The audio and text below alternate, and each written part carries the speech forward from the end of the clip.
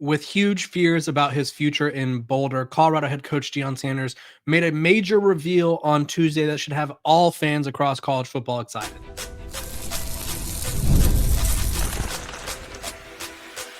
You are Locked On Buffs, your daily podcast on the Colorado Buffaloes, part of the Locked On Podcast Network, your team every day. Welcome to Locked On Buffs. I'm your host, Kevin Borba. Today's episode is brought to you by Game Time. Download the Game Time app, create an account, and use code LOCKEDONCollege for $20 off your first purchase. We are also brought to you by the Locked On Podcast Network. It's your team every day for free and available wherever you get your podcast. So make sure to like, subscribe, and follow. And thank you for making me your first listen of the day. Deion Sanders' health has been a major topic of discussion dating back to his comments after Saturday's loss against TCU. He said he feared he had another blood clot, and it turns out he did. Travis Hunter made a bit of NFL history on Monday, not Sunday, excuse me, on Monday, and we're going to talk about the drama surrounding did he practice, did he not? I think it's one giant misunderstanding or just someone got some information wrong.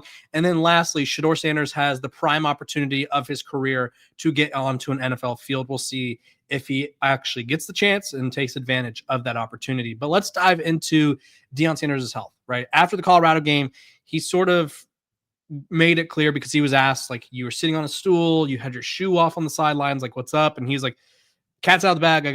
I feel like I have another blood clot. Well, today he speaks to the media and confirms that he was in fact dealing with another blood clot. So scary that he knows the feeling so well, where he's just like, yeah, I have another one. But he did say, and quote, I'm having a procedure day, which this is on Tuesday, prayerfully.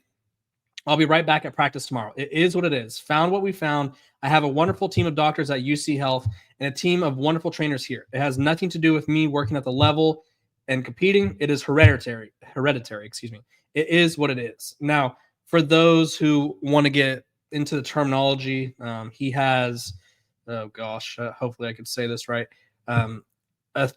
He will be going to aspiration thrombectomy today, which is a surgery to remove blood clots from his popliteal and tibial arteries. It's just one of those things where the doctors know what he's doing. The doctors have it under control, and obviously if he feels like he could be back tomorrow, a pretty big deal, right? Because I did an episode yesterday. I know some people were a little confused by it, and it's like, I wasn't saying that Deion Sanders was going to leave Colorado by any means. I was saying that his health, if this was something that prevented him from coaching, that would totally decimate the program and what he's built, right? Because there is no replacing the impact that he has. Colorado has never, ever been able to recruit as nationally as they have with Coach Prime at the helm. They've never been as popular as they have with Coach Prime at the helm. And realistically, this program has a chance to eventually, assuming he stays as the head coach and is able to adjust how he builds his roster, this program could be a contender in the Big 12 each and every year. That being said, there's a lot of things that need to be adjusted in roster construction in the transfer portal, which the transfer portal just got a bit more complicated today, which we'll talk about in a future episode. But Deion Sanders' health is of the utmost importance. So his ability to have surgery, which is surgery number 15 since 2021. He's had blood clots removed. He's had toes amputated, had bladder cancers surgery this offseason, which kind of prevented him from being with the team this offseason. Like, he's been through the ringer. So I want to commend him. I want to applaud him for being able to sort of fight through the frequent health challenges that he's faced. He hasn't let it deter him. He hasn't let it shake him. He hasn't let it really derail anything that he's trying to accomplish. And in one weird way, I guess, this could serve as extra motivation for Colorado, right? It's like, okay, this guy's beaten cancer for us. He's having surgery for a blood clot on a Tuesday, and he's going to be back at practice on Wednesday. Like, I don't know how, if you're a Colorado player, you aren't feeling motivated to play for this man, because he is literally risking his life. It feels like every month or so to, like, be on the sidelines for you. Like, he is doing this for you. Like, he wants to get this Colorado program turned around again. He wants to right the wrongs in this season, and he wants Colorado to be among the best programs in the country. So really excited to hear that it's not, I don't want to say it's nothing serious, because I don't want to diminish what he's going through, but I'm excited to hear that he's able and confident enough to be back as soon as this week, right? Colorado has a huge game against Iowa State, which we're going to do a crossover with our host over on Locked on Cyclones with Nick Maravets. Very great guy. We're going to talk about it, right? They're coming off Colorado keeps catching teams coming off a disappointing loss, right? Happened last week with TCU. Happened this past week with Iowa State. They were the undefeated program, or one of the undefeated programs in the Big 12. And then they get blasted by Cincinnati. So now they're pissed, right? So it's like Colorado keeps catching these teams at the right time or the wrong time. But I think having Deion Sanders on that sideline moves mountains for this team, right? I think him not being able to coach would probably, I won't say derail the season, because the season is trending in the wrong direction already, but it would certainly be interesting to see how this Colorado team reacted to not having him on the sideline. So glad he's okay. Prayers up for Coach Prime. I'm really excited that this is something that he feels confident won't impact his coaching future. He talked about just sort of like, hey, like I think when we hear all these fancy medical terms and it's just like, oh, what is going to happen of this? What's going to happen of this? Like he's ready. Like he's ready for this. I think the team is ready for this. He didn't seem too worried. And he said, quote, "The reason I'm still excited about this team is because I don't feel like we've gotten our butt kicked. We've wrapped it up and gave it to them."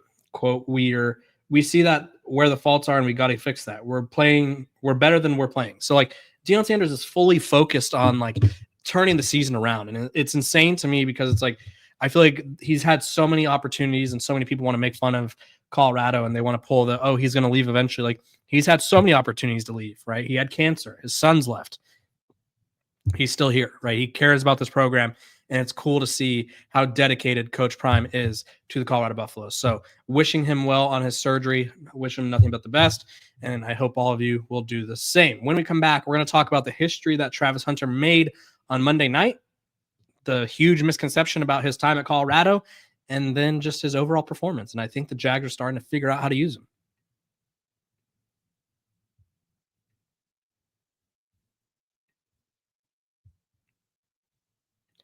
This episode of Locked on Buffs is brought to you by our sponsors over at Prize Picks. Let's talk Prize Picks, because if you're not familiar with Prize Picks, well, maybe you should change. Prize Picks, let's talk. This episode is brought to you by Prize Picks. Every day we make decisions, but on Prize Picks, being right can actually get you paid. Don't miss the excitement of this football season with Prize Picks, where it's good to be right. Playing Prize Picks is such a fun, simple way to add more excitement to football. You just pick more or less on player projections like Josh Allen's passing yards or Saquon Barkley's to rush for a rushing touchdown. And you're in the game.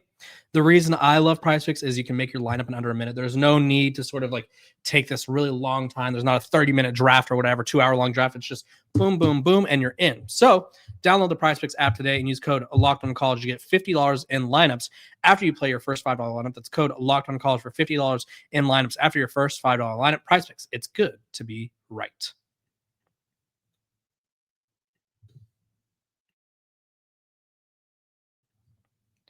Welcome back to Locked on Buffs. Appreciate you guys for tuning in every single day, making me your first listen of the day. We're free and available wherever you get your podcast. Make sure to like, subscribe, and follow. Let's talk Travis Hunter. For starters, before we get into the nitty gritty of like what I think is a common misconception about Travis Hunter right now, he made history yesterday. He became the first player in 20 years to start both ways in an NFL game. So there's that.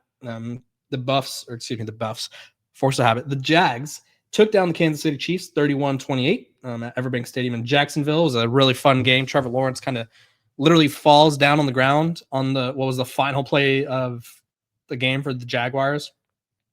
Falls down, gets up, falls down again, then rushes in the game winner. But Travis Hunter was absolutely astonishing, right? Through the first 4 games, he played 58% of the offensive snaps and 38% of the defensive snaps.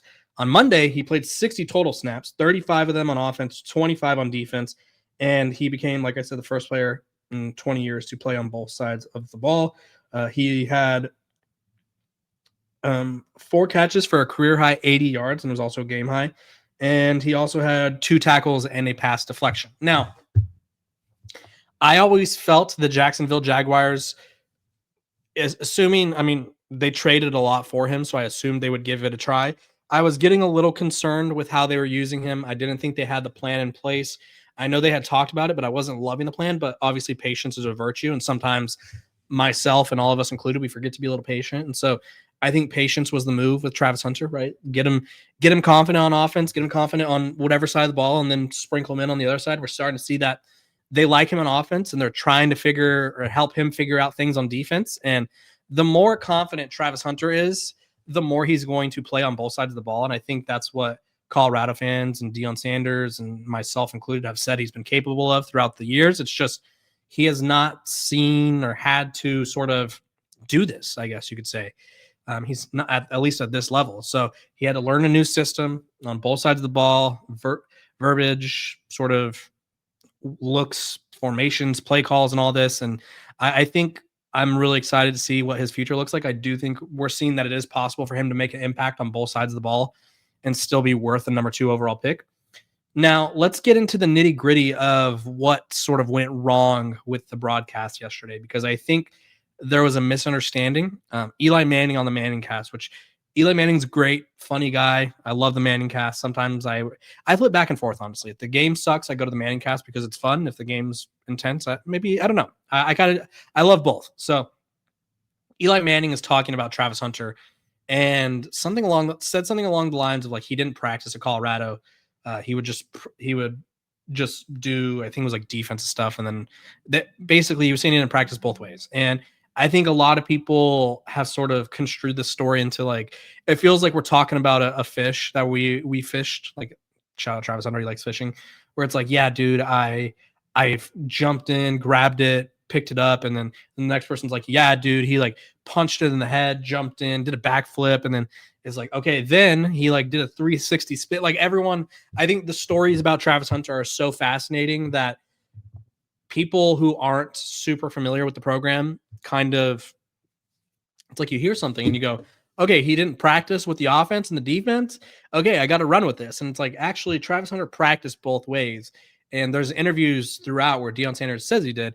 I think what was trying to be said was he didn't practice every day, right? There's an interview where Deion Sanders says he'll get days off or he'll just start practicing on Wednesday so that way he could help recover his body, right? Travis Hunter didn't need 5 days of practice, and I'm sure there probably were times where he did, and there are probably times where he weren't or didn't. But yeah, I think it was a whole misunderstanding, and now Colorado's like turned on Eli Manning. It's like, how dare you lie on this man? I don't think he was trying to lie. I mean, unless he got the wrong information.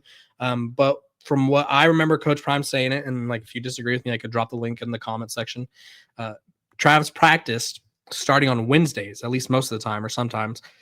So that way he had the 2 days off in Monday and Tuesday to recuperate and get ready. And yeah, I think Travis Hunter is a almost mythical athlete, if you will.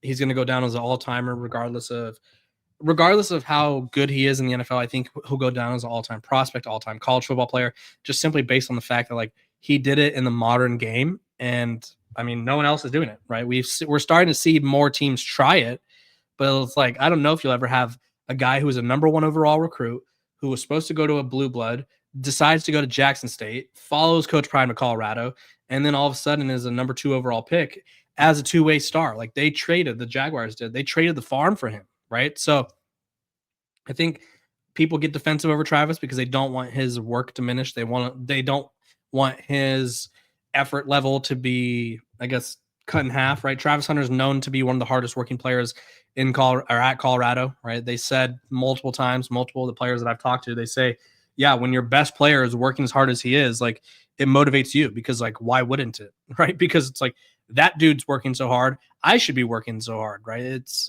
like, we have to be able to sort of put this together and sort of understand like, hey, Travis Hunter is a generational athlete, a generational talent.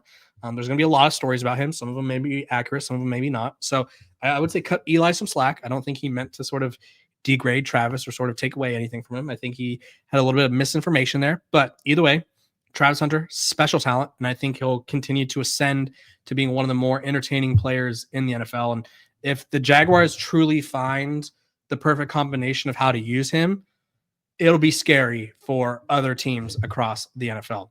When we come back, we're going to talk about Shedeur Sanders, how his career just changed for the better.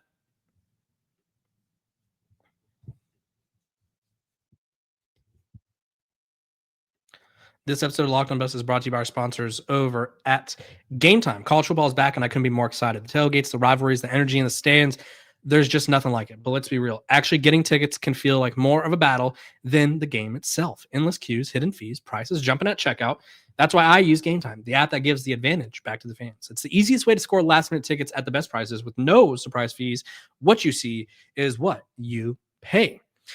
It's honestly my favorite part about Game Time. It's faster, it's cheaper, and it's less stressful than any other way I've bought tickets. So do yourself a favor and take the guesswork out of buying college football tickets with Game Time. Download the Game Time app, create an account, and use code LOCKEDONCollege for $20 off your first purchase. Terms apply. Again, that's promo code LOCKEDONCOLLEGE for $20 off. Swipe, tap, ticket.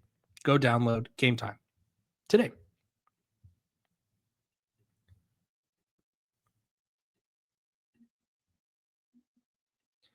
This episode of Locked On Buffs is also brought to you by our sponsors over at Square, your favorite neighborhood spots run on Square. There are certain businesses that make the neighborhood. And these are the places that become an extension of home, whether it's a sports bar dedicated to your team's fan base, the spot with the best wings in town for game day, or that beloved local chain that's been rooted in your community for years. These businesses are what bring people together. When neighborhood businesses thrive, the whole neighborhood thrives. I have a personal downtown favorite that I love. I go to Lamo. It's a hot little Mexican spot where it's breakfast, it's lunch, it's brunch. Really great place. It's been the heart of the community for years. It's the kind of place where you walk in, and I think it just feels so welcoming. Really cool. So love Lamo. Square is a proud partner of more than 4 million neighborhood businesses around the world. You can go to square.com/go/lockedoncollege to learn more. But before you do, go support your favorite neighborhood spot. You'll be happy you did. Square. See you in the neighborhood.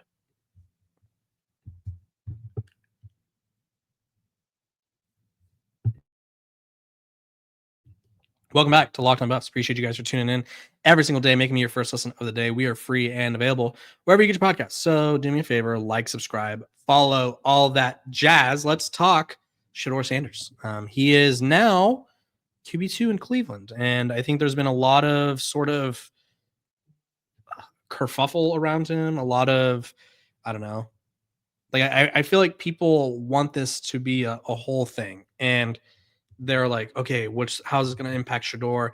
I think Shedeur obviously has made things a little bit difficult on himself with that,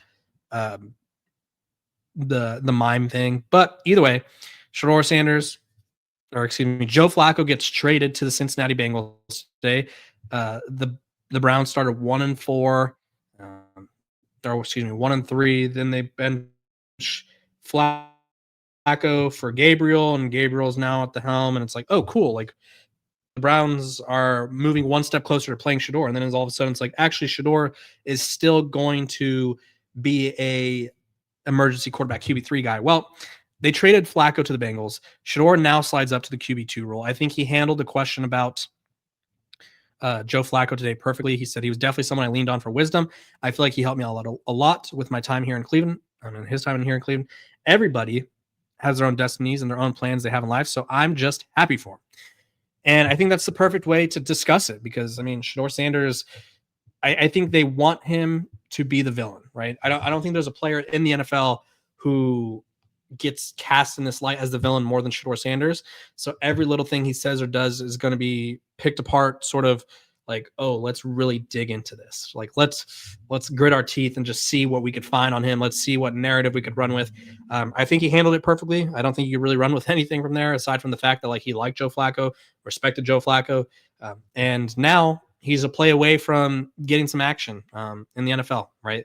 The Browns play the Steelers this week, and Coach Prime has been confident in saying that Shedeur is going to play soon. I don't know when. None of us do. But the Browns play the Steelers, the Dolphins, who are pretty bad, the Patriots, who are decent, the Jets, who are bad, the Ravens, who are probably going to be bad-ish, the Raiders, the 49ers, the Titans. They have a really easy schedule here, honestly. But if Dylan Gabriel is not performing well, I mean, I expect Shedeur Sanders to get in there. So excited to see what Shedeur Sanders brings to the table because I think he was a first-round talent. I think he probably handled the pre-draft process wrong. I think his people, his advisors gave him a false sense of like, yeah, dude, you're going to be taking the first round, no problem. And that didn't happen, obviously. So I think Shedeur Sanders has a lot of room for growth on the field. And I think he has a lot of talent, and I think he'll get a chance to finally showcase his talent. So I'm excited to see if they lean on Shador or if they give him an opportunity. It seems like they didn't want to give him an opportunity throughout the offseason, but it's like one way or another, I think he's going to work through adversity and prove that, like, hey, I was worth that 5th round pick. I was worth all the headaches that people try to make it seem like I was going to bring. I was worth all the cameras, all the attention, all the debates, all the questions. Like, Shador Sanders has that potential. And now he just has to take advantage of the opportunity he's been given. So I appreciate you guys for tuning in to Locked On Buffs, making me your first listen of the day. We're free and available wherever you get your podcast. Make sure to like, subscribe, and follow. And I'll see y'all tomorrow.